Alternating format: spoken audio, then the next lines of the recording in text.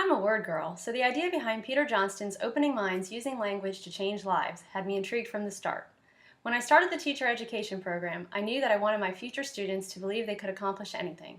I had planned to share with them the story of how I became a runner, even though 5 years ago I could not even run 1 mile. Dozens of 5Ks and two half marathons later, I look at success and failure differently now. A couple of years ago, I came across Carol Dweck's book, Mindset, while researching the topic of motivation for a psychology paper. Dweck describes how having a growth mindset, believing that basic abilities like intelligence or talent are not permanent traits, but ones that can be developed, is essential to success. Dweck's book convinced me of the importance of a growth mindset in student learning. So before reading Opening Minds, I was already planning to include a growth perspective into my teaching objectives. But this book made me realize that some conversations that connect their experience in school to what I learned through running is just the beginning of what is needed to ensure that my students develop a learning narrative based on what the author calls a dynamic learning framework. In this framework, Johnston says, change is normal, self-worth is stable, errors are part of learning, and attention to cause and effect is important. He makes it clear that this framework must be pervasive in our interactions with students in order for children to adopt it themselves. Considering that my own mind sometimes lapses back into a fixed perspective, I wondered what I would need to do to accomplish this. So it was kind of a relief for me to hear the author say at the end of chapter 1, because of our histories, much of the time our own responses to children are automatic. We open our mouths and our parents or our previous teachers come out. Changing our talk requires gaining a sense of what we are doing, our options, their consequences, and why we make the choices we make. Johnston closes the chapter by stating that the book will show how our language choices affect students' learning and their development as human beings, and will help readers of this book make productive choices in the language they choose. The book accomplishes these objectives through its generous yet purposeful use of concrete examples upon which teachers can model their interactions with students. Nearly every chapter contains at least one excerpt of a conversation taken from several elementary school classrooms he observed and recorded.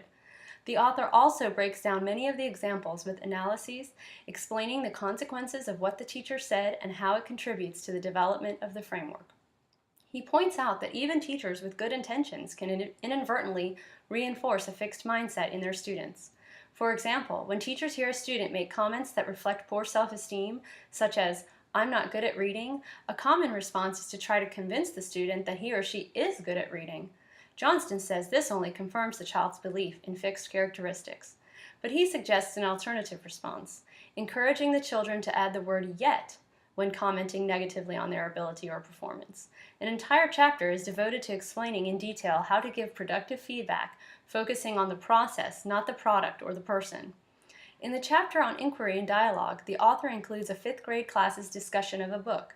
The author analyzes the conversation, giving a list of tools for changing the classroom hierarchy and encouraging dialogue, such as maintaining the perception of uncertainty, asking open-ended questions, and using tentativeness markers such as maybe, perhaps, could be, and I wonder.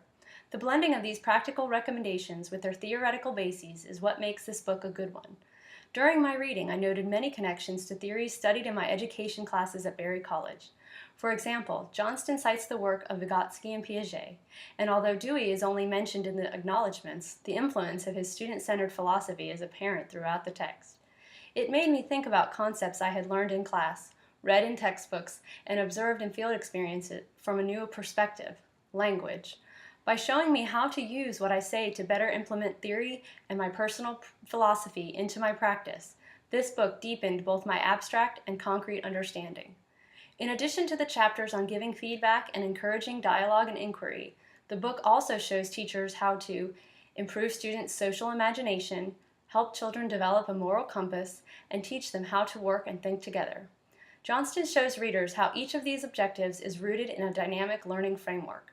The structure of this book allows teachers to implement the book's recommendations either all at once or gradually through one classroom context at a time.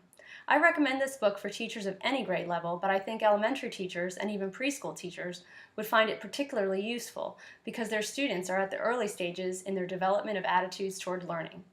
The author intends for readers to use the information in this book to reflect on what we as teachers say and don't say to students, and what the consequences are. But the author's ultimate goal is for us to then use that understanding to be more conscious of language's impact during our interactions and use our words as a teaching tool, not just for content, but also for teaching children to be thinkers and learners. Opening minds and changing lives seems like a tall order, but I think the author shows that it can be done. Before I even finished the book, I found myself reflecting on and revising the words I was using with my own children in the middle of conversations. After reading this book, I can see how, over time, using language in this way can open children's minds to change, growth, and possibilities.